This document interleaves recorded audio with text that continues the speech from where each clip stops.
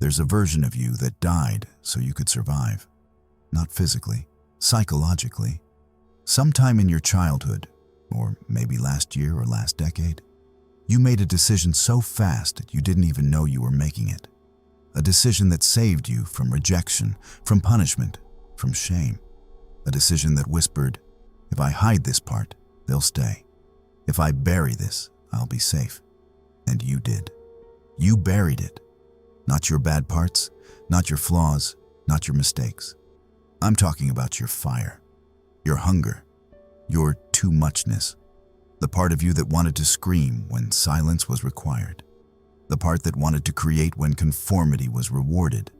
The part that wanted to love without restraint when restraint was called maturity. You buried that. And now you're paying the tax on that burial. It's called anxiety. It's called depression. It's called waking up at 3 a.m.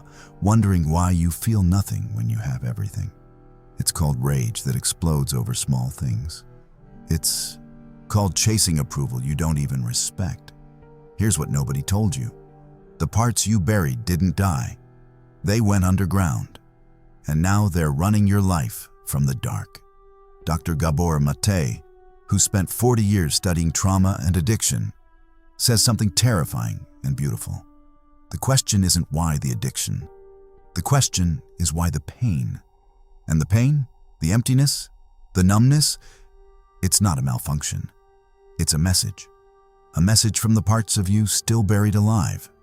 This isn't a video about becoming your best self. That's marketing. This is about becoming your real self. The one you've been running from since someone first told you that you were too much. Let's go get them. You have no idea how much of your personality is borrowed. Not chosen, not discovered, borrowed. Like library books you picked up so long ago, you forgot they weren't yours. Books with titles like How to Be Likeable, The Guide to Never Offending Anyone, Why Your Feelings Are Inconvenient. You've been reading from these scripts your whole life, and you call it being yourself. Let me prove it to you. In the 1950s, British pediatrician and psychoanalyst Donald Winnicott made a distinction that should be taught in every school. He talked about the true self and the false self, not as pop psychology concepts, but as developmental necessities. Here's what Winnicott observed. When a baby cries, and the caregiver responds with attunement, "Oh, you're hungry, I'm here," the baby learns something profound. My needs matter. My expression is effective. I exist. But when a baby cries, and the caregiver responds with hostility, stop being dramatic or neglect. I'll get to you when I'm ready. The baby learns something devastating. My true self is unacceptable. To survive, I must become what's wanted. And so the false self is born. A beautiful, functional, people-pleasing, achievement-oriented, perfectly calibrated mask designed to extract love and avoid punishment. Consider Niccolò Machiavelli. By every external measure, he had reached the heights of power. Secretary to the Florentine Republic, trusted diplomat, a man whose sharp mind had navigated the most treacherous courts of Renaissance Italy. Then, in 1513, the Medici returned to power. Machiavelli was stripped of his position, imprisoned, tortured, and exiled to his farm in Sant'Andrea in Percusina. Stripped of the role that had defined him for 15 years, he was forced into a confrontation no amount of political genius could negotiate his way out of, himself. Here's what history often misses about Machiavelli's exile. It broke him open. In letters to his friend Francesco Vittori, he described the days spent among peasants and laborers, feeling humiliated and invisible. But at night, he would change into his finest robes, enter his study, and commune with the great men of antiquity. He wrote The Prince not as a cold exercise in power, but as a desperate act of a man, trying to reclaim his worth, his fire, his relevance. He had buried the philosopher to become the politician. In exile, the philosopher clawed his way back. That clawing, that was the buried self, refusing to stay underground. Here's what most self-development content gets catastrophically wrong.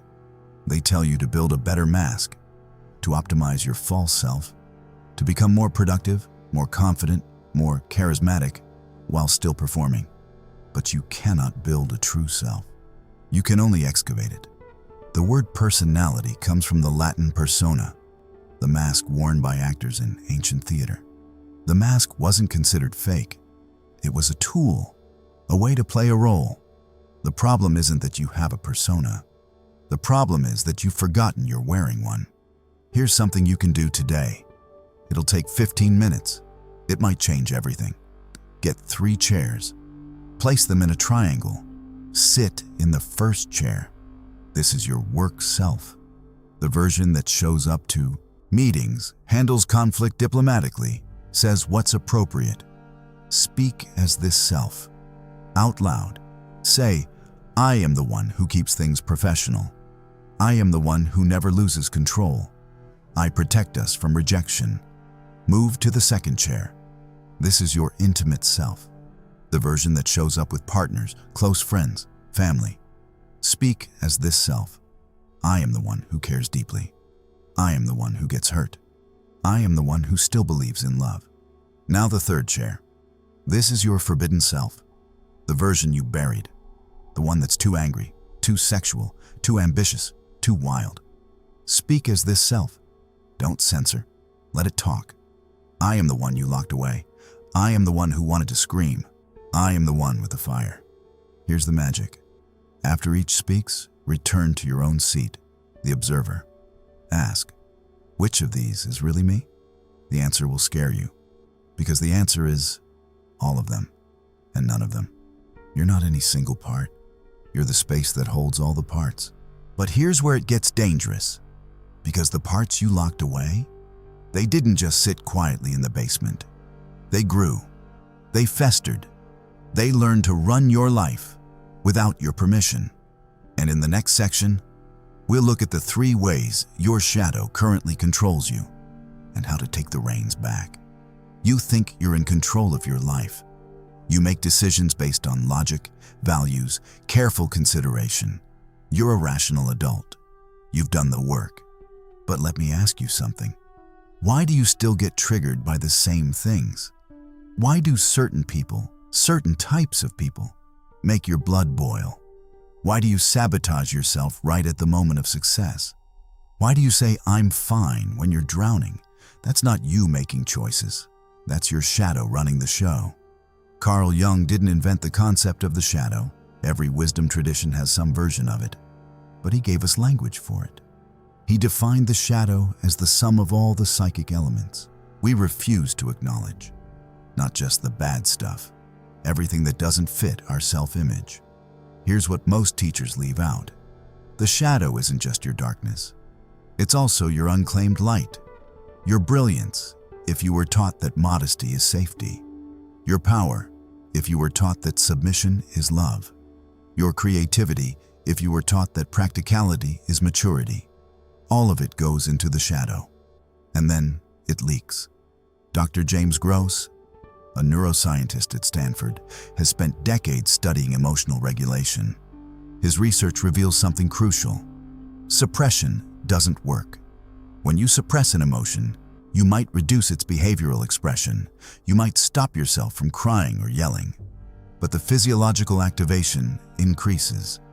Your heart rate goes up. Your sympathetic nervous system activates. Your amygdala lights up. You're fighting an internal war while appearing perfectly calm on the outside. And that war, it has a cost. Gross's studies show that chronic suppression leads to impaired memory. You can't remember what you're repressing. Damaged relationships. People sense your inauthenticity. Cardiovascular strain. The body pays the price. Lower well-being, obviously. You're not managing your emotions. You're injuring yourself in slow motion. Let me give you a framework for understanding exactly how your shadow currently controls you. I call them the 3 gates. Gate 1, projection. You know that person who irritates you beyond reason? The coworker who's so arrogant. The friend who's so needy. The public figure who's so fake. Here's the hard truth. You don't see in others what isn't already in you. Jung said it directly. Everything that irritates us about others can lead us to an understanding of ourselves. Projection is the psychological mechanism where we take disowned parts of ourselves and attribute them to others. It's the unconscious mind's way of saying, I can't handle this being mine, so I'll see it in you and react to it there. The intensity of your reaction, that's the measure of how deeply you've disowned it. Gate 2. Compulsion. You know those patterns you can't break? The relationships you keep repeating? The way you self-sabotage right at the moment of success? The food, the scrolling, the drinking, the numbing. That's not weakness.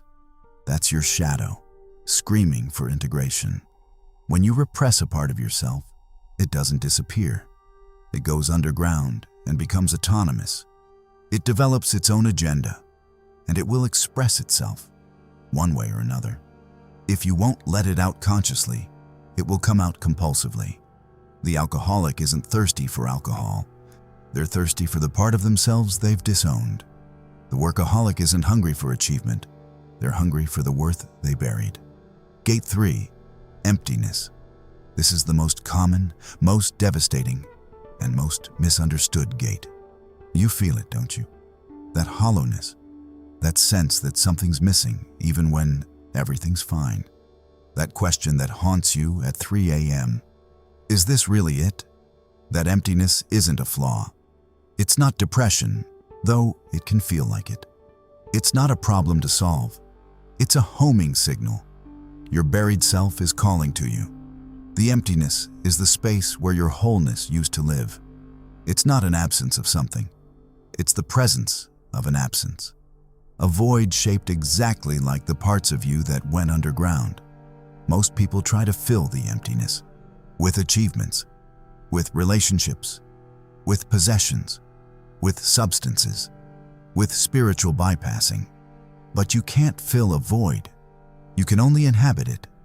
The emptiness is not a hole to be plugged. It's a doorway. And on the other side of that doorway is everything you've been looking for. Here's a practice you can start today. For the next week, carry a small notebook. Every time you have a strong emotional reaction to someone, positive or negative, write it down. Not their behavior, your reaction. I felt rage when my boss took credit for my work. I felt envy when my friend announced their engagement. I felt disgust when that politician spoke. Then, at the end of each day, ask yourself 3 questions. Where does this quality live in me? When have I expressed it, even subtly? What would it feel like to own this? Don't try to change anything yet. Just observe. Just collect data. Just notice how much of your emotional life is actually a conversation with parts of yourself you've never met. But observation is only the beginning, because the shadow doesn't yield to observation alone. It demands confrontation. It demands that you descend. And in the next section, we're going to descend together. Here's where most people stop. They love the idea of shadow work. They love the intellectual framework. They love nodding along to videos like this one, feeling wise and expanded. But when it's time to actually descend, to actually face what they've buried, they find 1,000 reasons to stay on the surface. I'll do it later. This is too intense. Maybe I'm fine, actually. What's for dinner? I understand. I've been there. I've made those excuses. But here's what I've learned. The descent is unavoidable. You can delay it. You can distract from it. You can anesthetize against it. But eventually, life will force you down.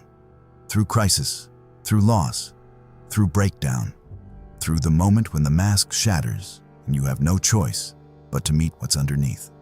The only question is, will you descend voluntarily with awareness and support? Or will you be dragged down, kicking and screaming? Based on my work with hundreds of clients and my own journey, I've identified 4 distinct layers to the descent. Each one feels like dying. Each one is actually birth. Layer 1, the shock of recognition. This is when you first see it.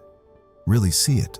Not intellectually, oh yes, I have a shadow, but viscerally, in your body, in a moment of such clarity that you can't unsee.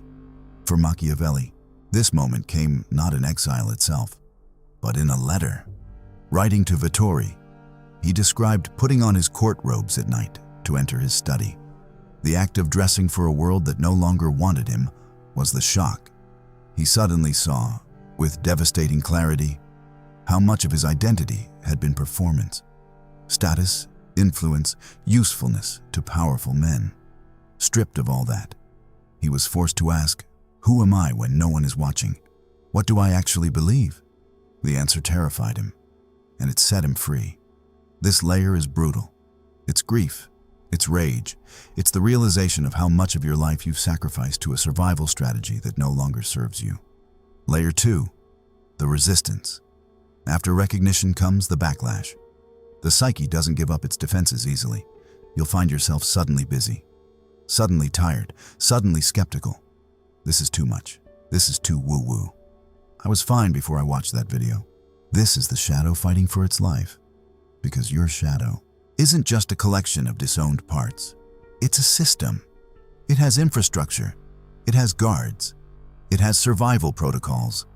When you start excavating, the system will fight back. Expect it. Name it. Say to yourself, there's the resistance. Welcome. I see you. We're still going. Layer 3, the encounter. This is the moment you've been afraid of. The moment when you come face to face with the exiled part. Not as a concept, not as a metaphor, but as a presence, an energy, a voice, a sensation in your body. For some people, it's rage, hot, violent, terrifying. For others, it's grief, bottomless, drowning, ancient. For others, it's desire, shameful, hungry, alive. Here's what I need you to know. Whatever comes up is not the monster you think it is. The rage, when you finally let it speak, might say, I'm not here to hurt anyone. I'm here to protect you. I'm here to set boundaries. I'm here to say no. The grief might say, I'm not here to drown you. I'm here to release what you've been carrying. I'm here to soften you. I'm here to make you real. The desire might say, I'm not here to shame you. I'm here to enliven you. I'm here to connect you. I'm here to remind you that you're alive. Layer 4, the integration. This is where the work becomes embodied, where you don't just meet the exiled part, you welcome it home. You build it a room in the house of yourself. You let it have a voice at the table. Not full control, not domination. Integration isn't about letting your rage run wild. It's about giving your rage a seat at the table so it stops screaming from the basement. When rage is integrated, it becomes healthy anger, boundaries, clarity, the power to say no. When grief is integrated, it becomes depth, compassion, wisdom, the ability to be with suffering. When desire is integrated, it becomes vitality, passion, creativity, aliveness. Dr. Stephen Porges, developer of polyvagal theory, gives us a neuroscientific framework for why this descent works. His research shows that we have 3 primary nervous system states: ventral vagal, social engagement; safe, connected, present, sympathetic; fight/flight; mobilized, anxious, activated; dorsal vagal, shut down, collapsed; numb, dissociated. Most of us spend our lives bouncing between sympathetic activation, anxiety, rage, striving, and dorsal shutdown, numbness, depression, exhaustion. We rarely access true ventral safety. Why? Because parts of us are stuck in survival mode. The exiled parts, the ones we buried, are still back there, fighting for their lives. And as long as they're stuck, we're stuck. Integration is the process of bringing those parts into ventral safety, letting them know you're not in danger anymore. You're not a child anymore. You're safe now. You can rest. Find a quiet place where you won't be interrupted for 20 minutes. Close your eyes. Take 10 deep breaths. Now imagine yourself standing at the top of a staircase. It descends into darkness. You can't see the bottom. At the bottom is a door. Behind that door is the part of yourself you've most feared, the one you buried deepest. Begin to descend, one step at a time. Feel the cool air. Hear your footsteps. Notice your heart rate. At the bottom, place your hand on the door. Feel its texture, its temperature. Now open it. On the other side is not a monster. On the other side is a version of you, younger maybe, or simply different. They've been waiting a long time. Walk toward them. Extend your hand. Say, I'm here. I'm sorry it took so long. I'm ready to listen. Let them speak. Don't interrupt. Don't judge. Just listen. When they're done, say, thank you for surviving. Thank you for protecting us. You don't have to carry this alone anymore. I'm here now. We're going home together. Take their hand. Walk back up the stairs. Together. This is the work. Not reading. Not understanding. Not nodding along. This. But here's what happens after the descent. Here's what changes when you start bringing these parts home. And in the next section, we'll look at the unmistakable signs that integration is actually happening and why it might feel like falling apart before it feels like coming together. Here's something nobody prepares you for. When you start real shadow work, when you actually begin integrating the disowned parts, it doesn't feel like healing, at least not at first.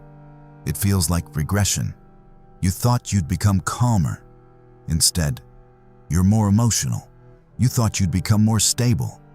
Instead, you're more volatile. You thought you'd have more answers. Instead, you have more questions. What's happening? You're not getting worse. You're getting real. And real is messy. Real is raw. Real doesn't photograph well and doesn't perform on command. But real is also the only thing that can save you.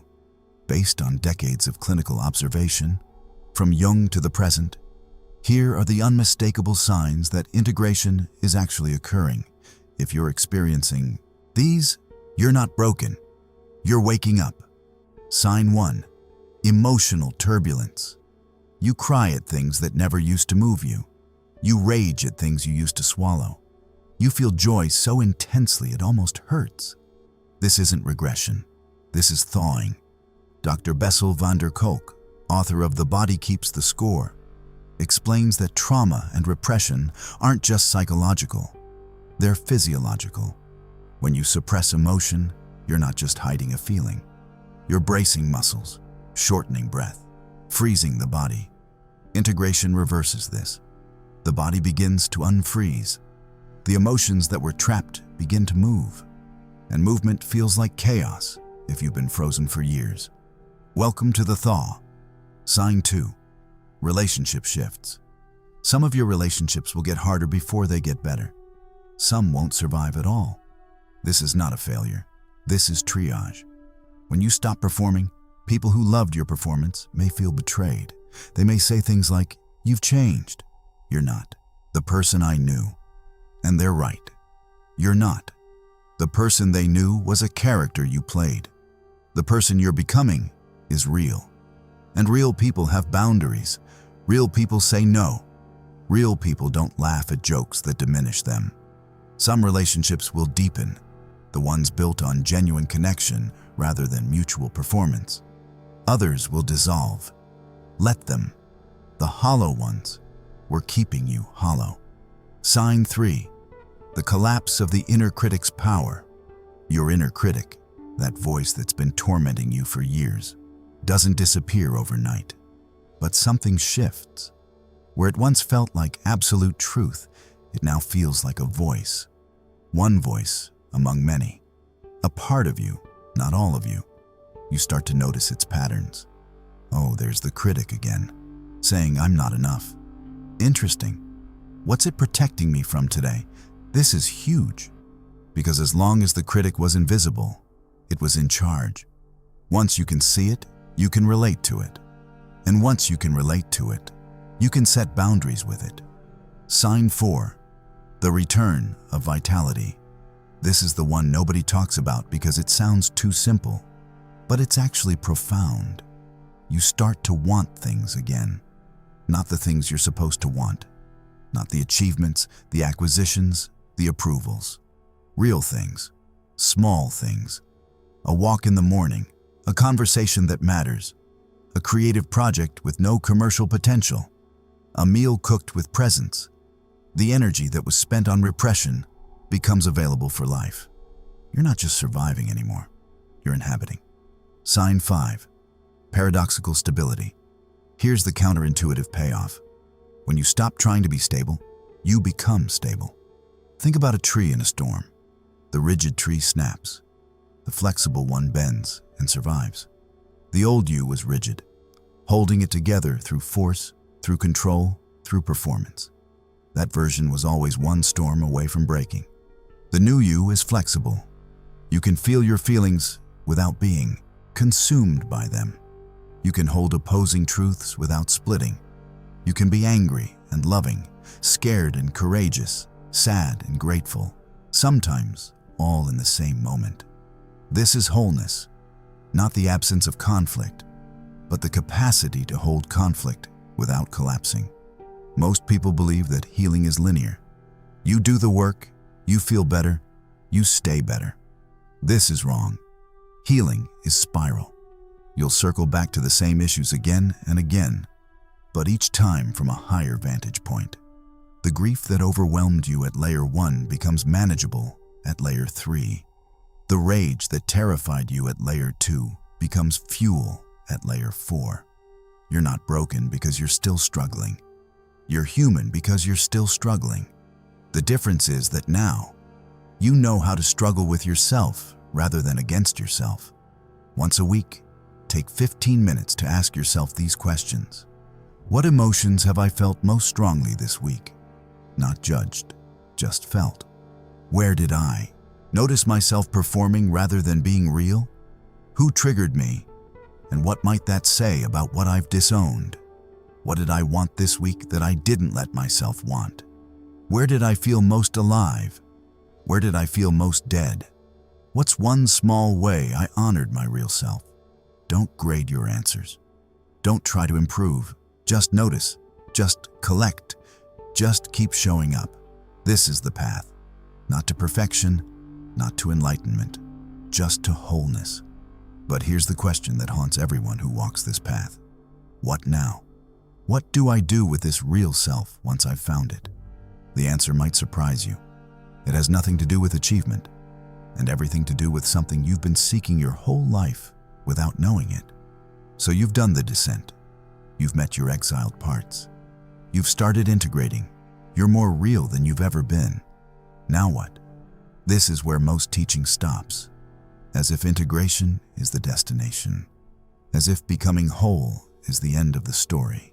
But it's not the end. It's the beginning.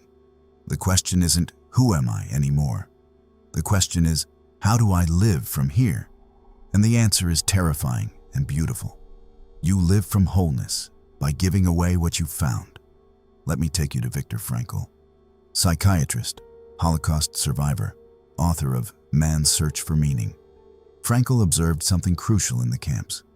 Those who survived, psychologically, not just physically, were those who could find meaning. Not happiness, not comfort.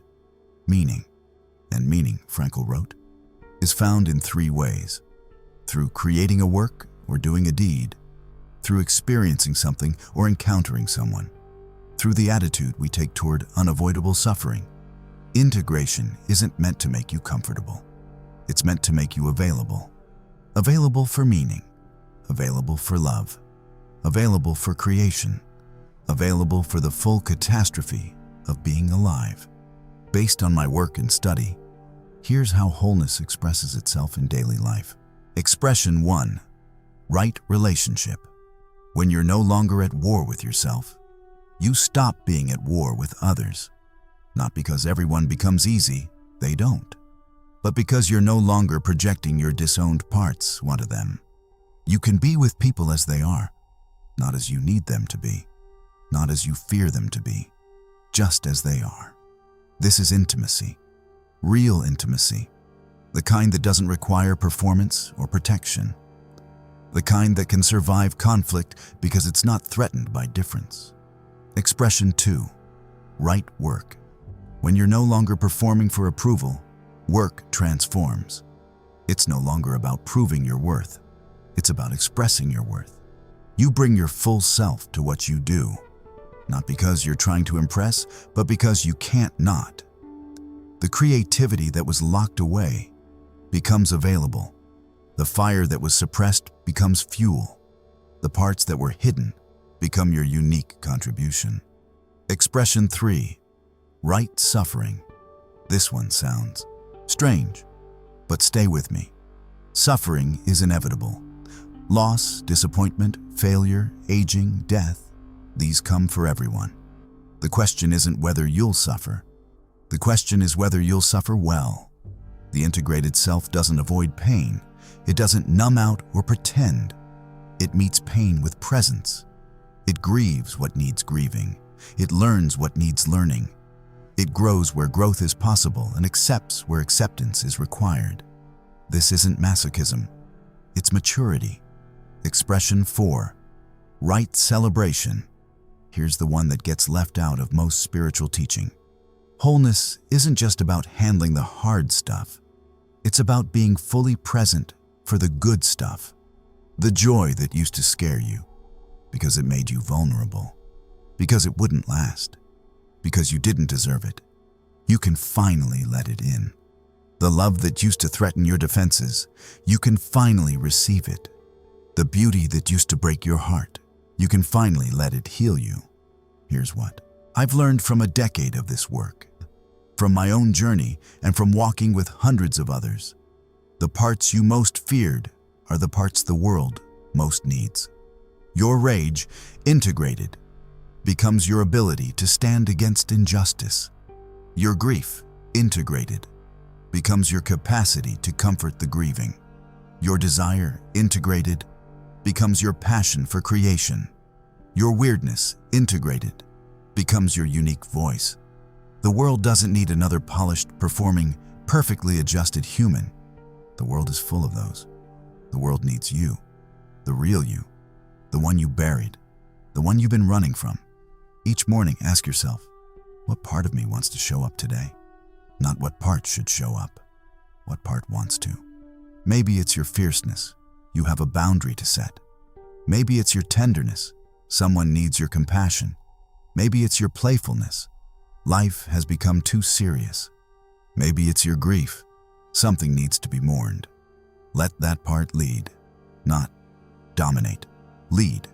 Give it space. Let it speak. Let it act. Then, at the end of the day, ask, did I let that part show up? If not, what stopped me? If so, what was it like? This is how integration becomes embodiment. Not a one-time event, but a daily practice of showing up as more of who you actually are. We've covered a lot of ground, from the archaeology of the false self to the descent into shadow, to the emergence of wholeness. But before we close, I want to leave you with one final thought, one final question, one final invitation.